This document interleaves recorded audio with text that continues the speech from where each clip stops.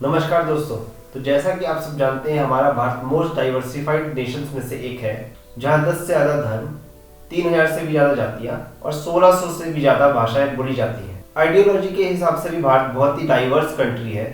Socialist, communist, radical, conservative, liberal आदि तरह की आइडियोलॉजी भारत में मौजूद है।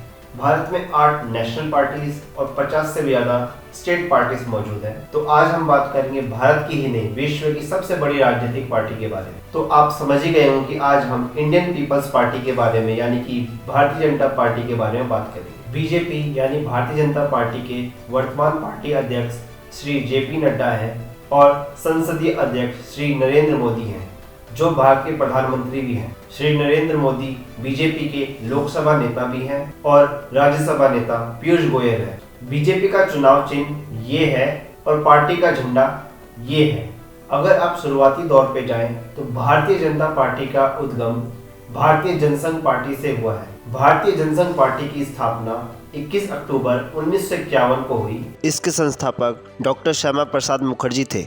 डॉक्टर श्यामा कुमार मुखर्जी भारत की आजादी के बाद पहले व्यक्ति थे जो जम्मू और कश्मीर को स्पेशल स्टेटस देने के निर्णय के सख्त खिलाफ थे। 1977 में भारतीय जनसंघ, भारतीय लोकदल, कांग्रेस और सोशलिस्ट पार्टी मिलकर के जनता पार्टी बन गई। 1977 के आम चुनाव में जनता पार्टी चुनाव लड़ती है और 1977 के लोकसभा चुनाव में देश को पहली बार नॉन कांग्रेस प्राइम मिनिस्टर के तौर पे श्री मोरारजी देसाई मिलते हैं। 1980 तक जनता पार्टी का कोई भी सदस्य पार्टी के साथ साथ आरएसएस का भी सदस्य बन सकता था। फिर 1980 में जनता पार्टी एक घोषणा करती है। 1980 में जनता पार्टी ने ड्यूल मेंबरशिप यानी दोहरी सदस्यता पर रोक लगा दी, यानी पार्टी का कोई भी सदस्य एक समय में 2 समूहों या 2 पार्टियों का सदस्य बनकर नहीं रह सकता था। इसीलिए 6 अप्रैल 1980 में लाल कृष्ण आडवाणी,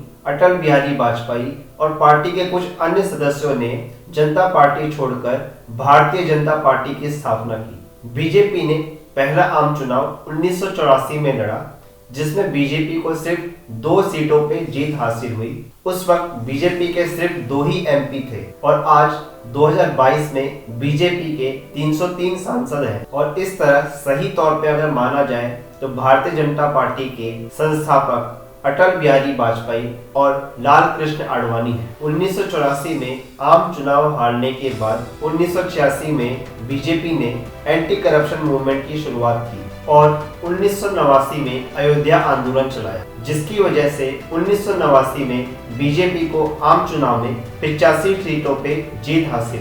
फिर 1990 में लाल कृष्ण आडवाणी ने सोमनाथ से अयोध्या तक राम रथ यात्रा निकाला, जिसके बाद पार्टी की ताकत में वृद्धि हुई और 1991 के आम चुनाव में बीजेपी ने 120 सीटों पे जीत हासिल की। उसके बाद 1996 के संसदीय चुनाव में भारतीय जनता पार्टी ने 161 लोकसभा सीटें जीती और अटल बिहारी वाजपेयी जी ने प्रधानमंत्री के रूप में शपथ ली, पर यह सरकार सिर्फ 13 दिनों तक चली। 1998 के आम चुनाव में बीजेपी ने समता पार्टी, शिरोमणि अकाली दल, शिवसेना, AIADMK और बीजू जनता दल के सहयोग से एक गठबंधन किया, जिसका नाम NDA रखा गया। NDA मतलब नेशनल डेमोक्रेटिक अलायंस, और NDA के पास तेलुगु देशम पार्टी का भी समर्थन था। और फिर NDA के जीत के बाद अटल बिहारी वाजपेयी प्रधानमंत्री बने। 1999 में NDA के गठबंधन टूट जाने के बाद दोबारा चुनाव हुए और फिर 13 अक्टूबर 1999 को बिना AIADMK के सपोर्ट के NDA ने संसद में 303 सीटें जीती और बहुमत हासिल की। भाजपा का अब तक का सर्वाधिक 183 मत था। अटल बिहारी वाजपेयी जी तीसरी बार प्रधानमंत्री बने और पहली बार अपना कार्यकाल पूरा किया। ये था बीजेपी का कुछ शुरुआती इतिहास। तो अब हम बीजेपी की कुछ अचीवमेंट्स और पॉलिसीज के बारे में बात करेंगे। तो आइए सबसे पहले हम कुछ अचीवमेंट्स देखते हैं। पहली और ऐतिहासिक उपलब्धि आर्टिकल 370 की समाप्ति।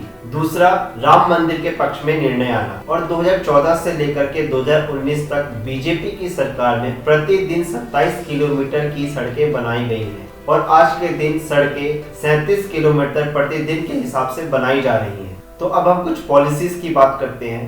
प्रधानमंत्री कौशल विकास योजना, प्रधानमंत्री आत्मनिर्भर स्वच्छ भारत योजना, make in India, smart cities mission, Beti Bachao Beti Padhao, Jan Dhan योजना, स्वच्छ भारत अभियान, जिसे श्री अटल बिहारी वाजपेयी ने अपनी सरकार में टोटल सैनिटेशन प्रोग्राम के तहत चलाया था, GST, goods and services tax और डिमोनेटाइजेशन। बीजेपी ने प्राइवेटाइजेशन पे भी बहुत जोर दिया है। BPCL, coal India, BSNL, the Indian ordnance factory और इस तरह की और भी कई कंपनियों को प्राइवेटाइज किया है। ग्राम उजाला के तहत गैस सिलेंडर मुहैया कराना। तो दोस्तों, आशा करता हूँ कि आपको मेरी ये वीडियो अच्छी लगी हो।